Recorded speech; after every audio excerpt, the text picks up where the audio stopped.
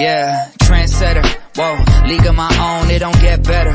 No, read what I wrote, I'm a bestseller. Yeah, reach for my goals, hit it dead center, hit it dead center. Bullseye, hit it the most, is no misses. Something like fish in a barrel, it's no different. Blindfold on me, I still got the most vision. Trendsetter. Hello, and welcome to another episode of Carnivore Evolution. Today, I'm very excited and happy to have as our guest Dave Reed from Canada. He's got a lot to tell us about his carnivore journey, how he's defeated many autoimmune diseases, put them into remission, how he was bedridden for 10 years prior to the diet, and he's lost over 240 pounds. Dave, welcome to our show. How are you doing? Happy to be here. Doing pretty good. Thank you, thank you. And we'd love to hear you tell us your story. Please, let's get started. Tell us where it all began. Okay. Well, I started getting sick in about 2006, 2007, and it progressed rapidly. It started with weird little issues, delays in initiating swallowing, and issues with my feet were feeling odd and they couldn't pick them up right. And they seemed to be mystified. It took them a long time to figure out what it was. And along the way, they discovered all these autoimmune diseases I had. And then they found the final autoimmune disease that I was officially diagnosed in 2012. By then, I'd already been in a wheelchair about 5 years. Oh my gosh. But I could still stand unassisted, and I could walk around a little bit, get to the bathroom, that kind of thing out. So, I could still move around, and I was still leading a relatively normal life in terms of sleeping and eating and being up and that kind of thing. So, at the time I was doing lots of computer stuff. So, I was able to grab a laptop, hook it up to the TV, and sit on the couch and work, right? So, but it started getting worse. And by the time they diagnosed me in 2012, I could no longer speak. I couldn't swallow solid food. Oh my I could goodness. barely breathe. It took all the effort I had to be able to breathe. I was living on liquid diet only, not like a feeding tube or anything like that. It was just like something I did on my own. I used to take like the carnation meal replacement mix in milk, and that was not realizing I was doing more damage to myself. But yeah, so I was in pretty bad shape, and I couldn't stand or walk unassisted. It took one or two people to get me up out of the wheelchair. And so he ran some tests.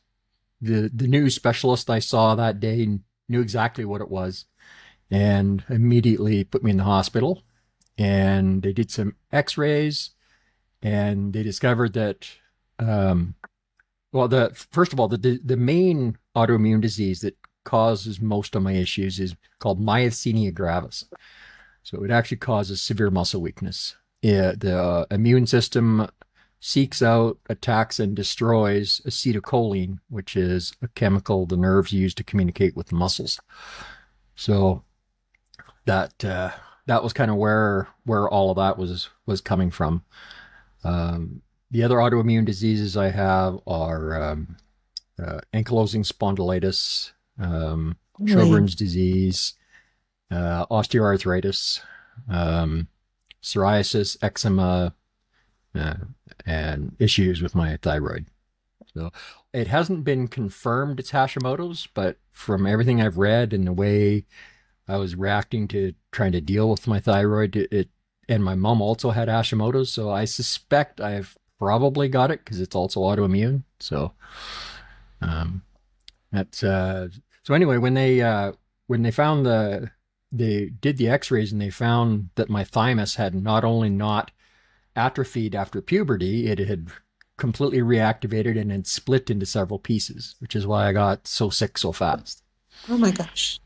Because your thymus, for people that don't know, your thymus activates at puberty and builds your immune system, a strong, independent adult immune system. Once that's complete, then that organ is supposed to just kind of atrophy. And stop doing anything. But in my case, it stayed active. Now, I actually had myasthenia gravis when I was 13, and my mom took me to a naturopath who, using diet and vitamins, put it into remission, which lasted almost 30 years. But when it came back with a vengeance. So they did a treatment on me, or a series of treatments called plasmapheresis. So basically, they put in a central line that went down to my heart. They pulled out my blood, separated the plasma, because that's where the stuff lived that was doing the bad stuff. So then they replaced it with sometimes donated plasma, sometimes artificial, sometimes both. And basically, I got a full oil change 5 times. And at the end of that, it was absolutely a miracle. I mean, I could walk, I could talk. I was still weak because I'd been, in a wheelchair for how long, right? And hadn't been using my muscles. So I was weak, but I could walk and talk and eat and everything. But it didn't last long. So they did another one 3 months later, and then they sent me to surgery immediately, so to remove the thymus. And because at the time I was 540 pounds, they couldn't use laparoscopic instruments. They had to actually crack me open like open heart surgery. And that was pretty brutal. Now, at the time, my neurologist, who fellow by the name of Dr. Siddiqui, out of Edmonton, Alberta, and he's actually one of the world's foremost specialists on myasthenia gravis. He's developed most of the current treatments or advanced treatments being used to treat it. And he told me that I would need to be on medication for the rest of my life, several medications, as a matter of fact, like immunosuppressants and pills to replace the acetylcholine, and pain pills to manage the peripheral neuropathy in my feet that developed from the autoimmune disease, that kind of thing. And that, he said, even with surgery, it's a extraordinarily small percentage that would ever get anywhere near remission. And because of the severity of my case, he didn't feel there was any chance I would ever achieve any kind of remission. His best hope was that I could be kept stable and alive on vitamins, or not vitamins, prescriptions. So at one time I was on 19 prescriptions. Now, granted, only some of those were from him. The rest were from like my family doctor. About half of the medications were for side effects of the other half. It was just insane. I mean, they had me on extremely high doses of something called hydromorph, which is like a concentrated morphine. I was on really high doses, time release stuff for like 15 years. So that was my first stumbling block. I had to get off that pain meds. I couldn't think straight. I couldn't remember anything. It was terrible. I was spending about after I got out of the hospital, once the plasmapheresis stuff wore off, then I was pretty much bedridden full time, and I spent 14 to 16 hours a day in bed. Oh my gosh. And then my wife would come and help me get into the wheelchair and get me out to the couch, and I would sit there for a little while, watch some TV, maybe try and eat, and usually nod off, and then she'd take me back to bed. And that was my life for 10 years. And I honestly contemplated taking my own life on several occasions. I didn't want to live like that because it wasn't living. It was just existence, and it was a pretty terrible existence. But I decided, let me try one last thing. The one thing I could remember was back to when it had been put in remission the first time. So I knew it was possible. So, but I couldn't ask my mom the treatment the doctor gave me, because by that time she was in the middle of full-blown Alzheimer's and could barely remember me most of the time, let alone anything that happened in my childhood. So I couldn't ask her. And once I got off of the morphine and was able to think and remember what I studied, I started researching. And I tried all kinds of things. I tried different types of meditations. I tried sound therapy. I tried self-hypnosis, all kinds of things. And some of it helped a bit. Some didn't, some more than others. But I was determined to use what worked. And then I started researching vitamins, and I was trying different vitamin therapies and stuff. And that had more of an effect. I got to where I could get off a lot more of the medications, and I could get up and walk short distances unassisted, which was nice. I mean, I could get to the bathroom on my own. I could walk down to the van on my own, drive somewhere, and go into the bank and come home. Right? I could manage that barely, but at least it was something, and it was progress. And I was also working on losing weight. I'd lost a fair chunk of weight by this point because I tried the keto diet to lose weight, and it was definitely helpful for losing weight, and I was starting to feel better, but it wasn't doing anything for the autoimmune stuff, unfortunately. And when my weight loss got stuck back in December, or actually October 2022, I started researching, and then in December of that year, I ran across a video by Dr. Barry about weight loss when you're stuck. And halfway through the video, he starts talking about healing autoimmune disease with the same diet. And something inside me clicked. It was like a switch flipped in my chest. And I immediately knew this was the answer I was looking for. I don't know how I knew or why I knew exactly. I had some suspicions, but won't get into that here. And I talked to my wife about it for a few days, and she was very against it. She, her head was filled with all the same stuff everyone else gets about nutrition growing up. And she was convinced it was going to kill me. And finally I told her, I said, look, I'm going to die soon anyway if I don't do something about this. I can't live like this anymore, and I won't. So I've got to try this. I'm sorry you don't agree with it, but it's my body, and I've got to try. And the magic happened fairly quickly. Like, I jumped in with both feet, like somebody. It's typical for somebody with Asperger's. We tend to make a choice and then just dive in, and go the full rabbit hole route. So I jumped in. Of course, I got the keto flu. So I was sick as a dog because I used to drink a lot of sodas, and even on keto, I was still drinking sodas, right? Yeah. And I had seen some videos about how artificial sugar was more harmful than sugar, so of course I was, drinking full bore sodas, and so that certainly wasn't helping the situation. But once I switched to carnivore for a couple of weeks, the weight loss restarted. But the first big clue that something pretty cool was happening was I got up after about 2 weeks. I got up in the morning, walked out to the living room, reached for my vitamins, and realized, hey, my wrist doesn't hurt today. My hands don't hurt when I move them. This is wild.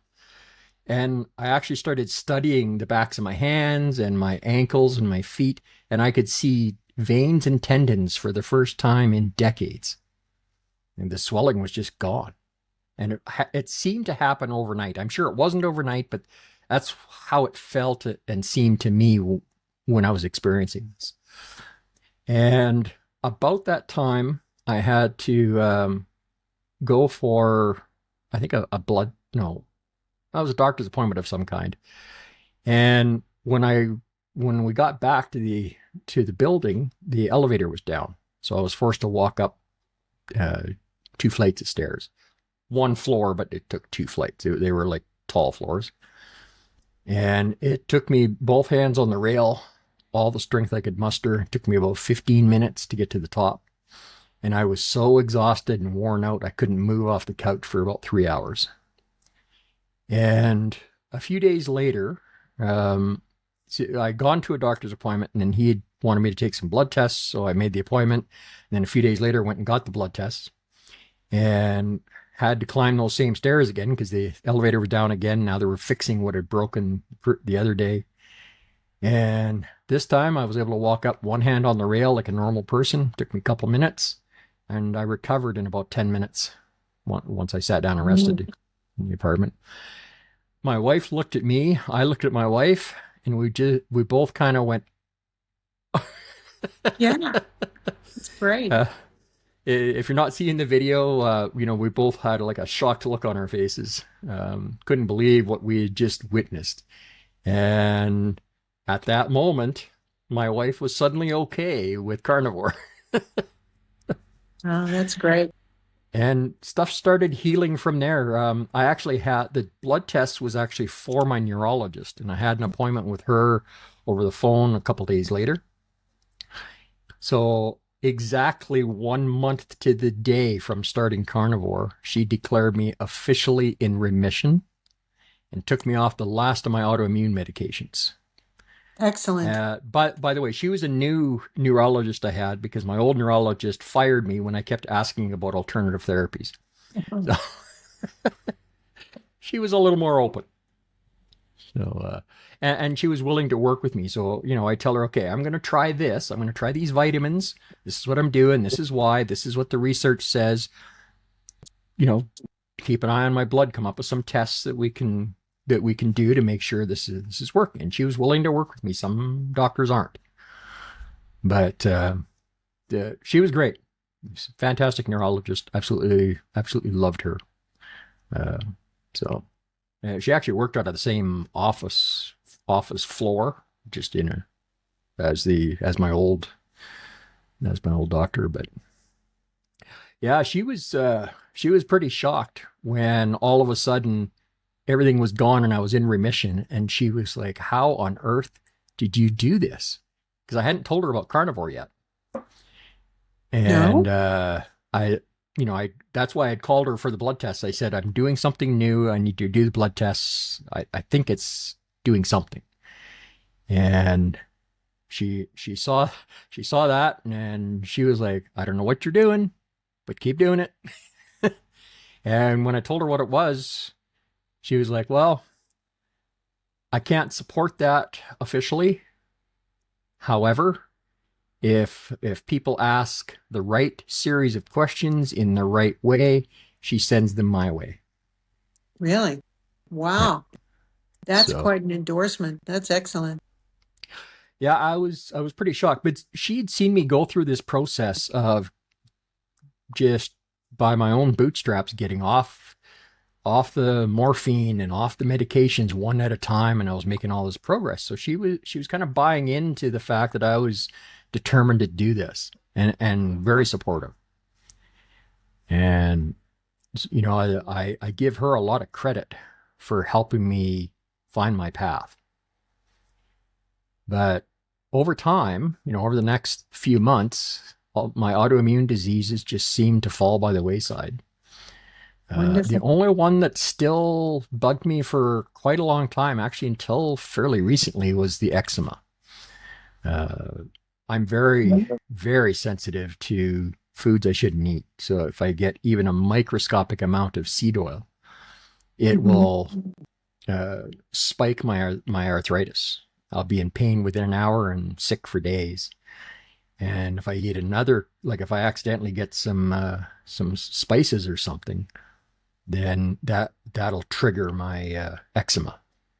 Do you do dairy? I when I first went carnivore, I did not. And when I was about a year carnivore, I had a short dalliance, very disastrous short dalliance with dairy. And it actually got me back into craving sugar and stuff. And that was bad news. And I started putting on weight. And I got into making all these fancy sauces because I was craving some of the older foods that I used to have before carnivore. So I was trying to make, gravies and all this kind of stuff that were carnivore based. And yeah, technically they were carnivore based, but for me, I can't get away with it. Many people can, but I started drinking when I was 10 years old. So I've got like an addictive cycle in my personality. So I have to be extremely careful with Yeah. anything that can cause addiction. And of course, a lot of people aren't aware that milk contains not only lactose, but something called casein, which is an opiate-like substance Yep. designed to make the calf crave more milk. So, Very true. Very and it true. has a similar effect on humans. Yes. So, I've been there, been through the same cycle, same yeah. issues, and You know, went into remission too. I had a wonderful lady, midlife carnivore, who tried to warn me, and I didn't listen. Mm, And I really wish I would have. But sometimes, you know, as carnivores, sometimes we just have to find out things for ourselves. It's just yeah. humans are like that. So, but yeah, and I mean, the healing just kept on. I mean, I had extremely high blood pressure. They had one of those machines that read me for a week every half hour. And in the first day, actually, while they were setting it up, they just barely got it finished setting up, and it spiked a reading of 216 over 175. Oh my gosh. And That's I like was getting stage readings like 4. that regularly. And when they saw the results of that, of course, he wanted to put me on medication for it right away. But by then I had started carnivore. So I said, well, just give it a little time and we'll see what happens. And it turns out I didn't need the medication. So, Wow. uh, yeah, which kind of shocked my doctor, but he couldn't figure out how I suddenly didn't need it. But so yeah, my high blood pressure went away, and I noticed at about 4 months carnivore, my bipolar started getting a little less. Not the swings weren't as bad, and by 6 months, I suddenly realized one day I hadn't had an episode in a while, and I haven't had one since. So my Wonderful. bipolar is completely gone. I was diagnosed at Excellent. 19 officially.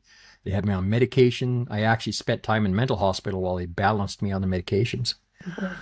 And I didn't like what it did to me. So I stayed on the medications for about a year and then went off of them and didn't use them after that. I did find some natural products that worked while I used them. Something called Empower Plus from a company called True Hope. The people that started it are actually friends of mine. I went to church with them. Mm. And it works very well for bipolar. But that was the only medication I used after the first year was that natural supplement. And then when I went by the time I went carnivore, money was really tight, and I couldn't afford that stuff anymore. So the carnivore was a real blessing in that way, because it just 6 months and it was gone, never to return. And that was a big one for me, because the mood swings could get pretty bad, when they were bad. I mean, in a day I could go from on top of the world, nothing could stop me, to suicidal in just a matter of hours. It was crazy stuff.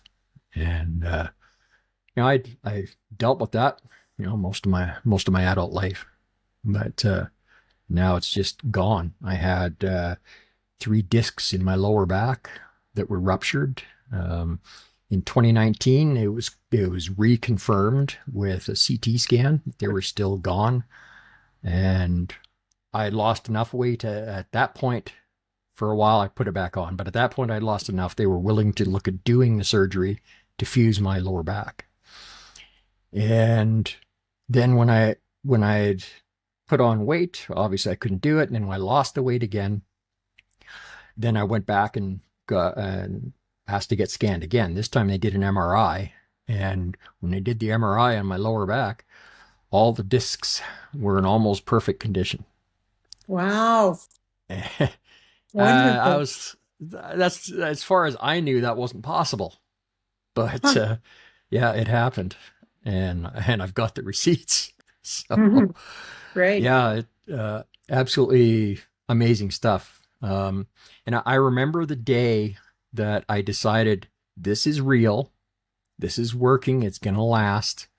time to get rid of the wheelchair. So we took the wheelchair back. That was a big day.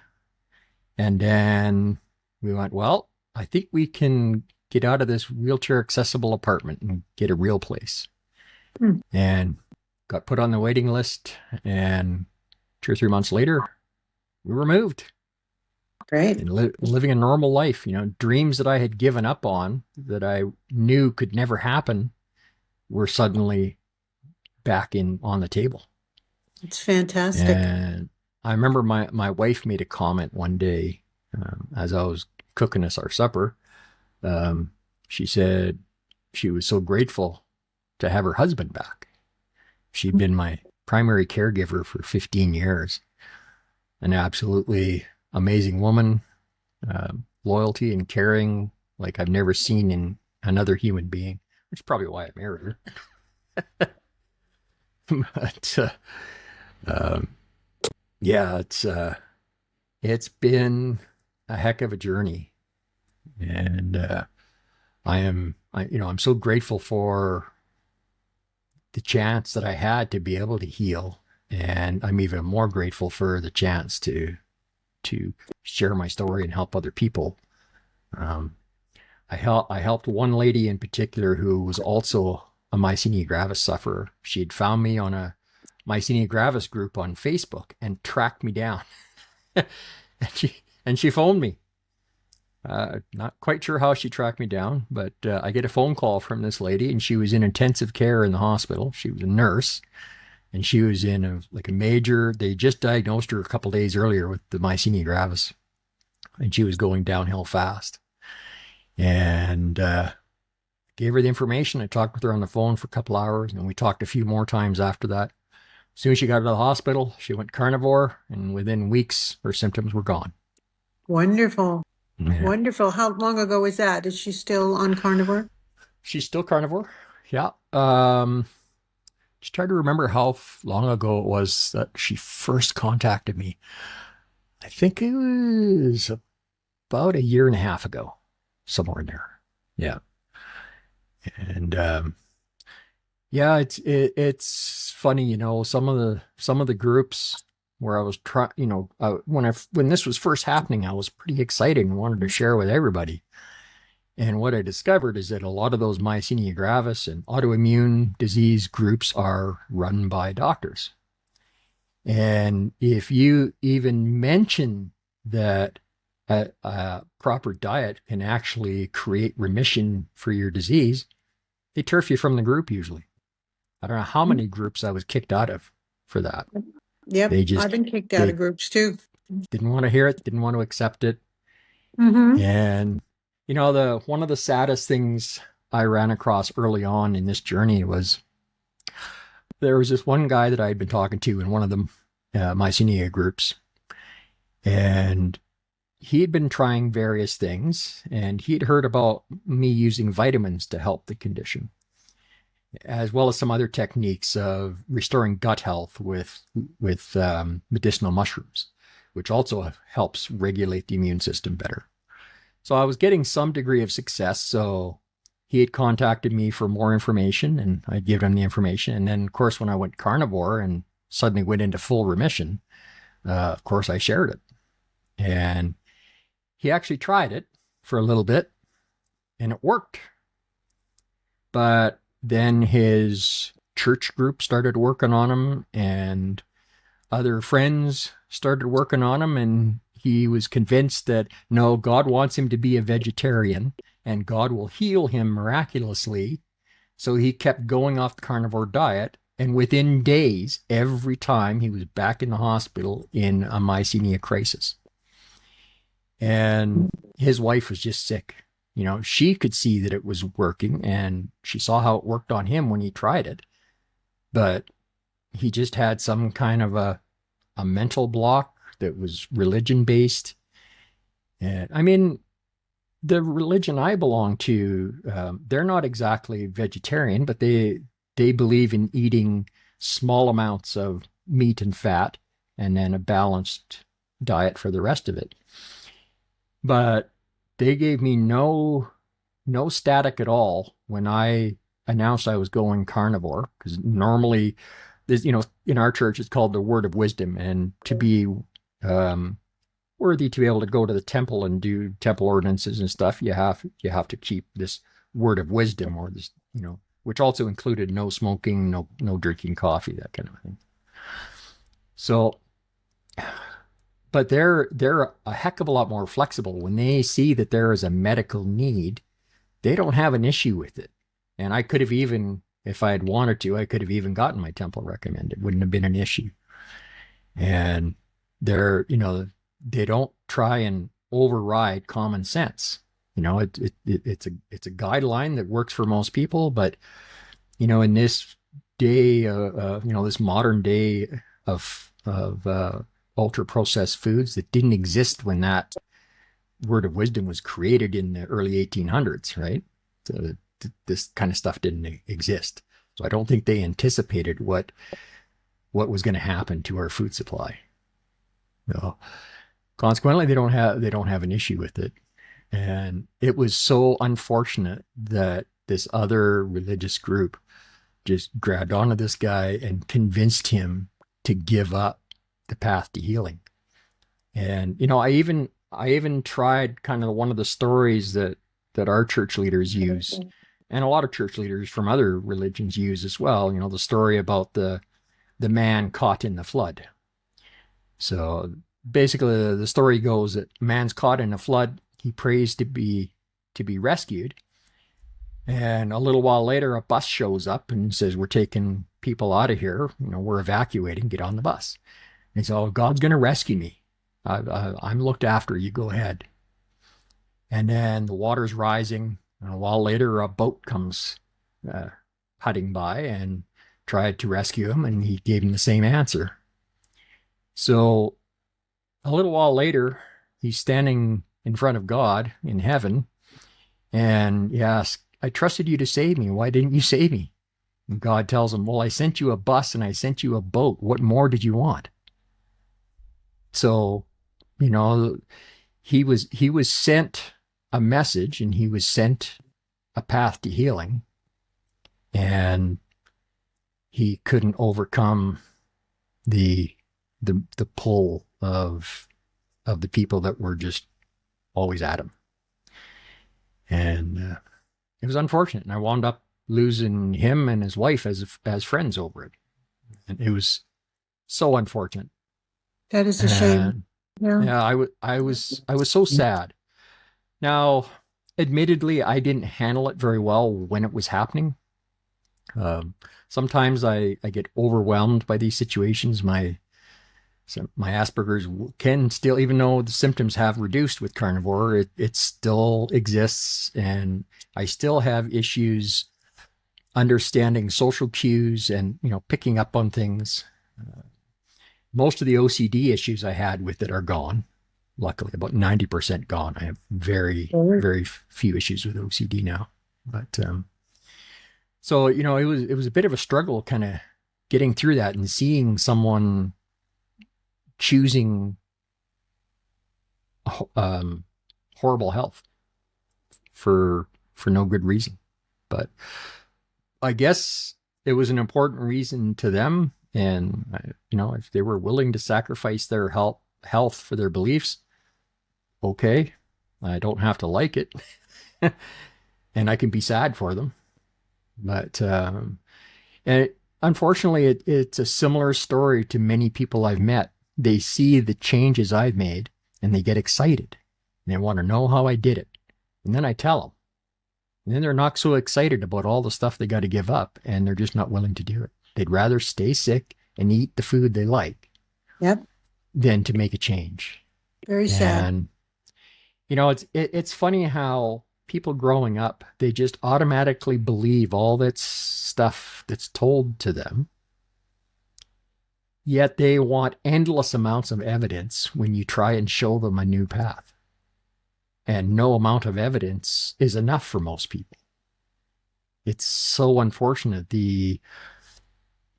I don't like to use the word brainwashing, but it's really what it is. The brainwashing, the programming, whatever you want to call it, that starts at childhood is scary. what it's doing to our society, what it's doing to health. 60% of North Americans are overweight or obese, and 40% have serious chronic illness and metabolic dysfunction. And these things didn't exist 100 years ago. Technically they existed, but they were so rare you never heard about it. If you look at film taken from when the soldiers returned home after World War II, you look at those huge crowds that they filmed in Times Square, you will be very hard pressed to find a single fat person in that crowd.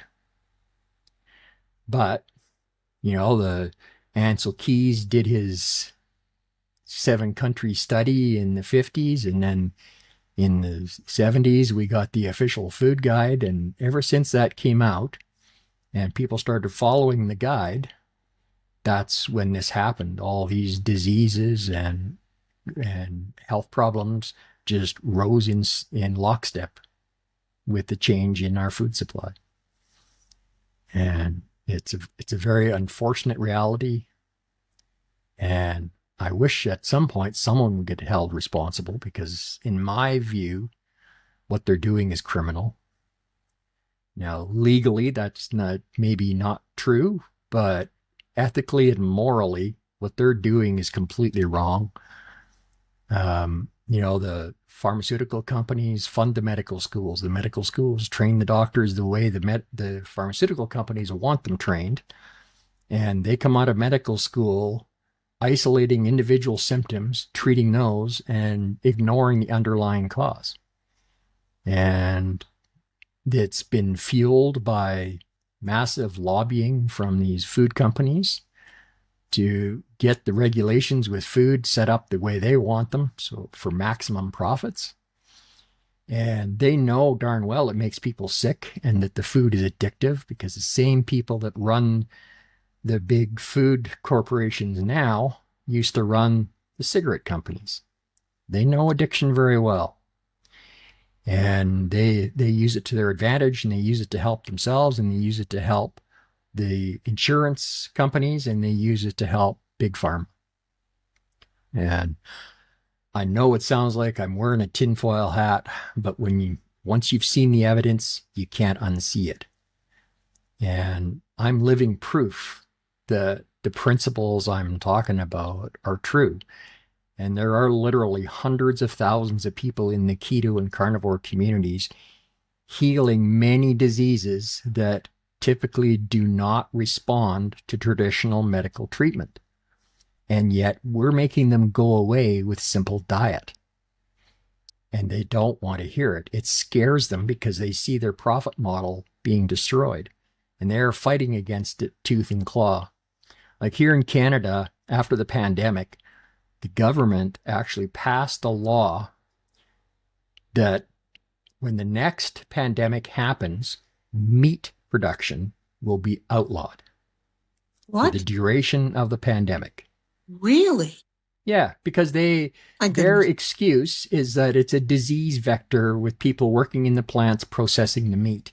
So that's their excuse for taking away meat. Meat's the only thing they're going to take away. Everything else is fine. You'll be able to go to the grocery store just like last time and buy all the food you want, as long as it's not meat. So they're actually trying to outlaw people being able to use meat, and they're doing everything they can to block natural supplements the best they can, and make the regulations and taxes so onerous that nobody wants to sell natural supplements in Canada anymore. It's getting ridiculously hard to get certain things. Like I take a mineral supplement for my thyroid, so it keeps my thyroid in check. So, I take NAC, 900 milligrams a day, and I take 200 micrograms of selenium a day. And that keeps my TSH, T4, T3, keeps all that normal. And, if they block us being able to get stuff like that, they're doing it because it'll force us back onto medications, onto pharmaceuticals, which is what they want. And as carnivores, especially those of us who have been going through major healing, I feel it's our responsibility to fight this, to educate our politicians, to educate our local representatives, and make them aware of what's going on. Now, it's a lot easier in the US now because of the change in government there. But, unfortunately, we just had an election and the people made the wrong choice, or certainly a choice that is not going to benefit most people. So it's unfortunate. I'm not trying to get into a political discussion here, but this is the reality of our lives and our healing journey. We've got to be able to fight for what we know is right and what we know works. So we've got to be prepared to, go talk to your local politicians and tell them your story, show them how this works, and, how many people would be hurt if this went away. And, we need to do that if we want to have a future, because they're fighting it hard. They keep these company, mainstream media or legacy media keeps bringing out these old studies that have been thoroughly debunked, but they keep trotting them out and scaring people. Every time a new study comes out that shows that narrative is false and that keto or low carb is the way to go, they're trying to counter it as much as they can. And they've stepped up lobbying efforts, and they're trying desperately in the States to save all this stuff that they've been doing.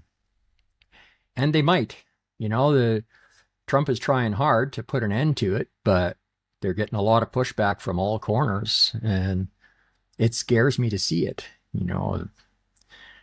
because Canada is so affected by politics in the States. I'm pretty up on what's happening with politics in the States, and it's stuff going on in North America right now is kind of scary as far as beef goes. I mean, you've got some states that I shouldn't say some. I know one in particular, and others have laws in the works, but one state in particular just outlawed people being able to drink their own unpasteurized raw milk from their own cow on their own farm. Yeah. Really? They've made it illegal in one state. I'm not sure which state it is. And other states are following suit. They're drawing up the same kind of laws right now because of all the studies that have come out recently showing the damage that pasteurized milk does to the population. You need those raw bacteria and enzymes and stuff that come in unpasteurized milk if you're going to drink milk. So it's scary stuff. It's not just about finding health and healing. Once we find it, we have to fight to keep it. And not everybody's going to be prepared to do that. I understand, but some of us, we're going to try.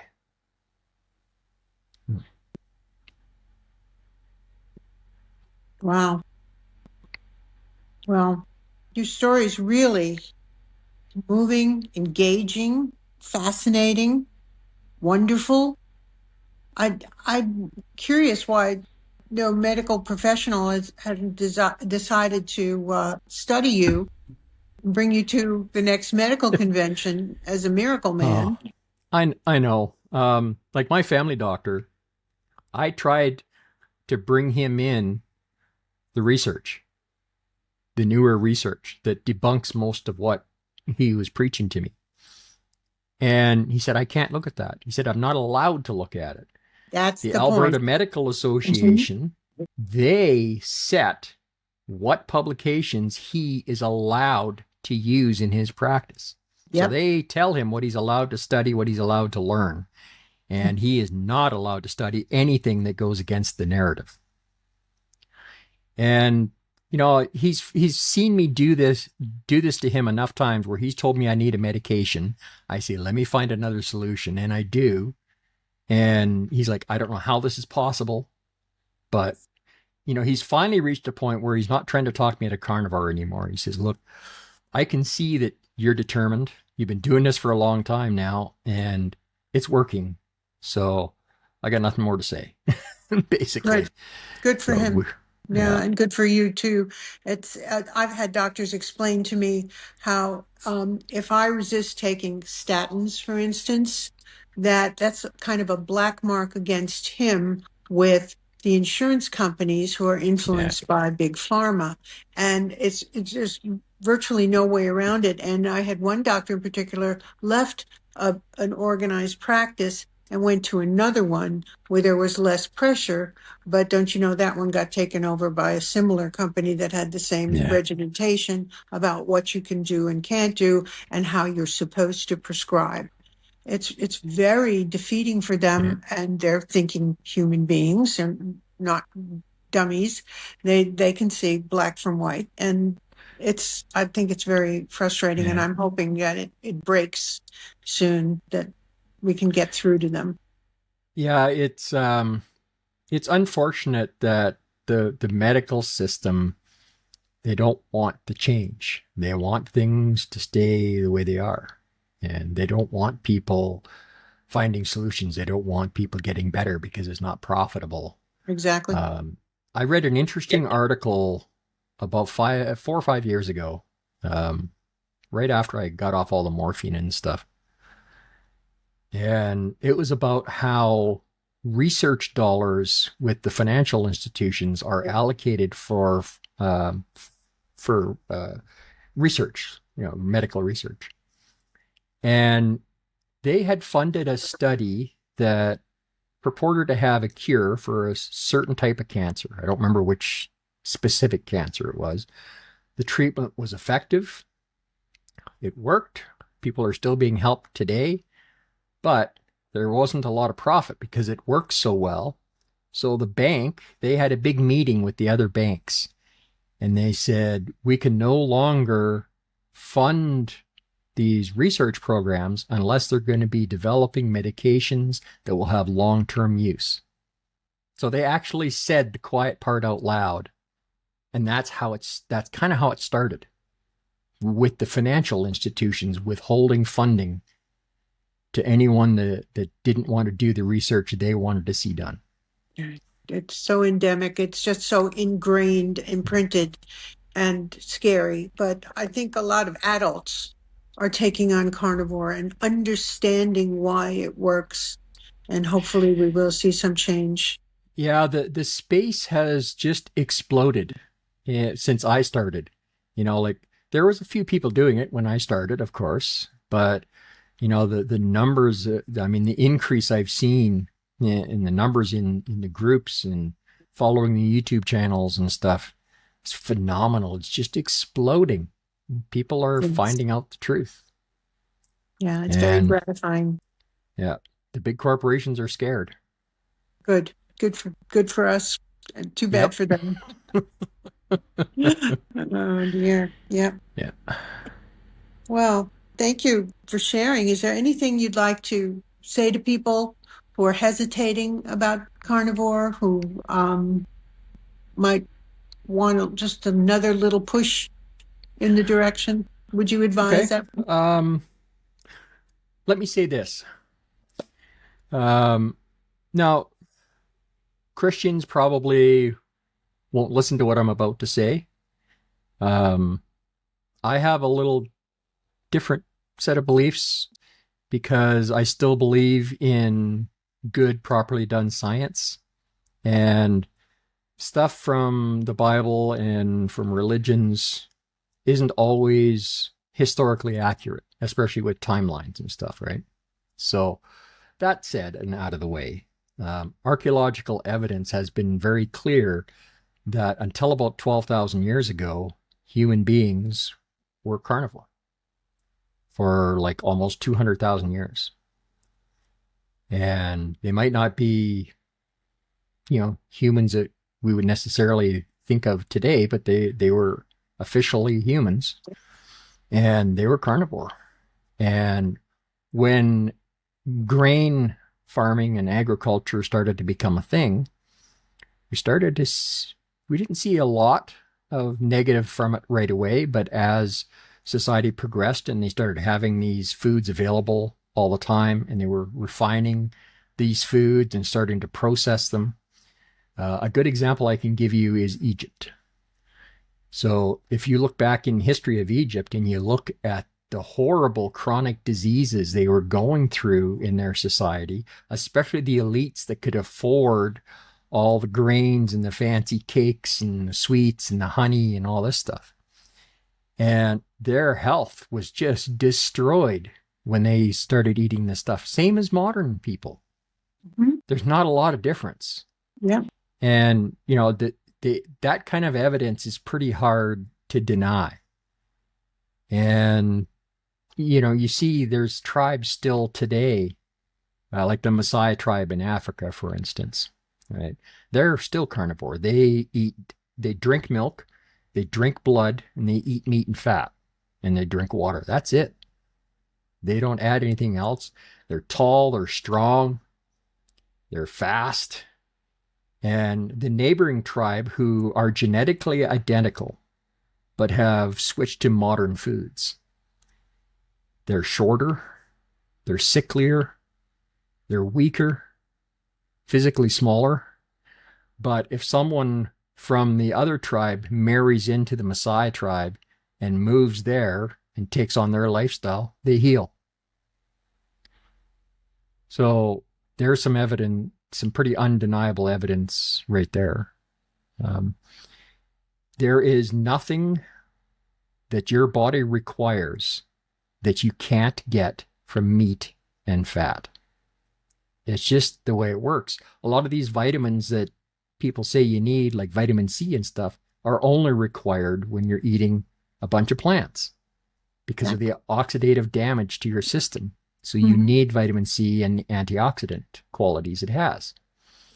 But when you're carnivore, you don't need it. You don't need supplemental vitamin C. And you'll notice that many of us carnivores have been carnivore for many years. None of us have scurvy. None of us are dropping dead of heart attacks. So I would say this: if you are having some serious health issues, give it a try for 90 days. You've got nothing to lose but bad health, and you've got everything to gain.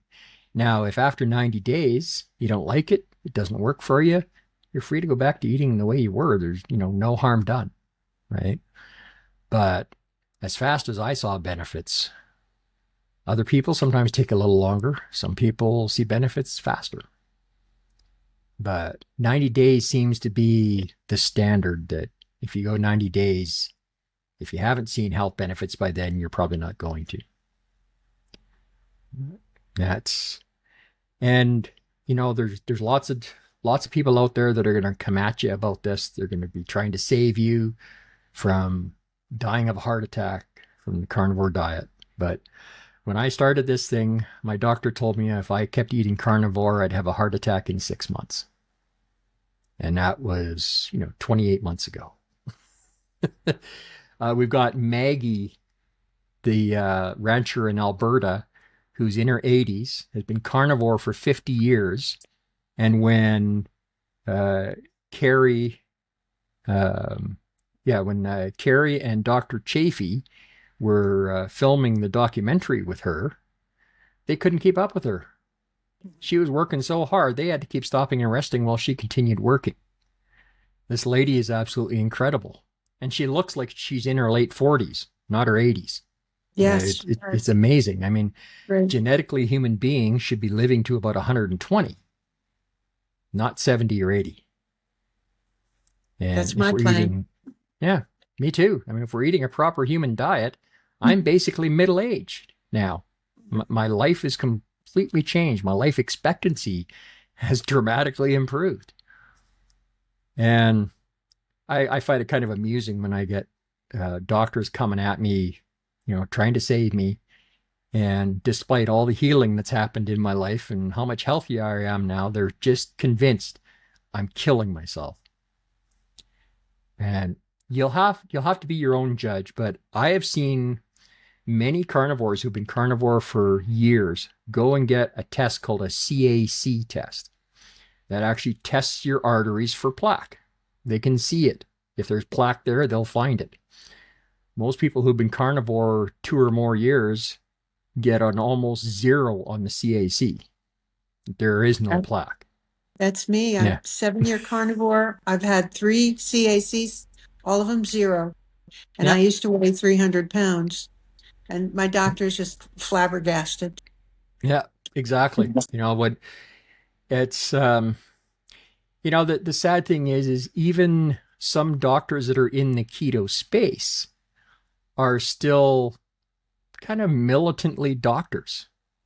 And, if they see something they don't agree with on somebody's post, even if they're quoting another doctor in the space, they'll attack for some silly little semantic thing.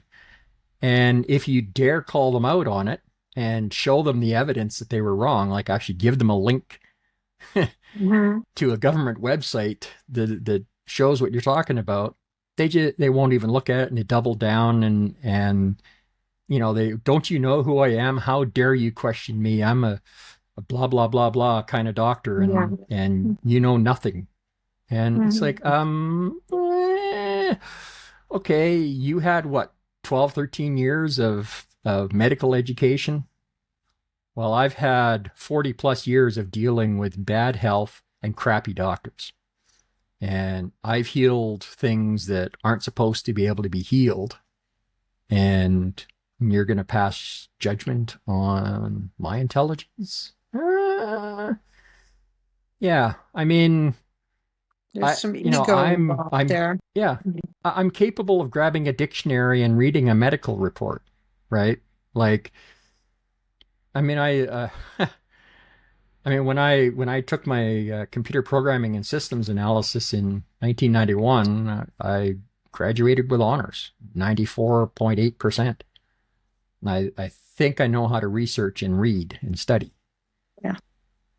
And, I'm not going to call them out. I already did that on my own social media. I'm not going to call them out here, but we need to be better in this space. People that are in the keto and carnivore space, especially those in positions of influence like this fellow is, you're trying to help people, not turn people off. And it's unfortunate, maybe we caught him on a bad day. That's entirely possible. But from the feedback I've gotten from other people that know this guy, it's a pattern of behavior. That he's well known for creating controversy for clicks. And it's unfortunate. I'm not convinced that's the best way to approach people that are trying to get into this and trying to learn. To just attack people like that and create controversy for your own, to benefit yourself and not the people you're purporting to help, is unfortunate. Yeah. And, I had a few people defending him, that he knows what he's talking about. Maybe he does. But that doesn't excuse that type of behavior. And I would encourage anybody who's in the influencer space in this area, please, don't attack people. If they're wrong, that's fine. Explain it to them. Explain the facts. Don't just attack them and tell them what you're saying is a lie. And then doubling down when they're shown to be wrong. Like that's not a way to win friends and influence people. I'm sorry, it just isn't. Maybe they should do some studying and read a book by Dale Carnegie called How to Win Friends and Influence People. They might benefit from that. One of my favorites. I think he spent too much time reading Think and Grow Rich instead by Napoleon Hill. I read that one too. Not working. Yeah. Well, Dave, thank you so much. I want to ask you if people wanted to get in touch with you or to follow you and see what more you have to say, how can they best do that? Well, probably the best thing is to go to my website, and I've got links to all my stuff in there on the contact page. So if you look at how my nickname is spelt, Fuzzy D, on the screen there. For those F-U-Z-Z-E-E. for those who are listening, it's spelled F-U-Z-Z-E-E-D-E-E. So Fuzzy D spelt a little funny. So if you go to fuzzyroadtohealth.com, and that'll get you there. And of course, I'm Fuzzy D. Old nickname that just became a marketing thing for whatever reason. Okay. We'll put that in the notes below the broadcast. Now I've got a YouTube channel where I talk about my health journey. I haven't posted there very much in a while. I'm dealing with an issue with my neck. I've got surgery soon. So I haven't wanted to do a lot. And then I realized that maybe I should be sharing my struggles with people so they see that other people suffer through it and that it can be overcome. So I made a decision, and I'm starting to make a few more videos, even if it's a little painful to do it. Well, thank you for that. Certainly you are inspiring. Yeah, I've gotten comments from people like, "Oh, you're so strong," and stuff like that. And it's like, I don't feel comfortable with that. I don't see myself that way. I don't see myself as particularly strong or particularly smart. I was in this situation. I was living it. I had no choice. So it's not like I'm better than anyone else or stronger than anyone else. It was just my life. And I didn't have a choice but to deal with it. So I did. And maybe not everybody can do that, but I think most people could. And so I don't see myself as being particularly strong. What I am is grateful for the second chance I've been given, and grateful for a chance to help other people. And I've certainly gone through lots of different levels and plateaus of how I think about things since I started this journey. Spent a few months being angry when I started learning the truth for all the time I'd lost over greed and politics. But I realized that helped no one. And the best solution is to just educate and help others. So that's my goal. And I hope I've worked towards that goal a little more today. Oh, I think so. Really appreciate your speaking to us and sharing your truth with us. Happy to do it. Anytime somebody wants me to come and talk about this, I'm happy to do it. Great. Thank you, Dave. Oh, absolutely. Okay, Happy to be here. Sign off now. Take care. Bye-bye. See ya.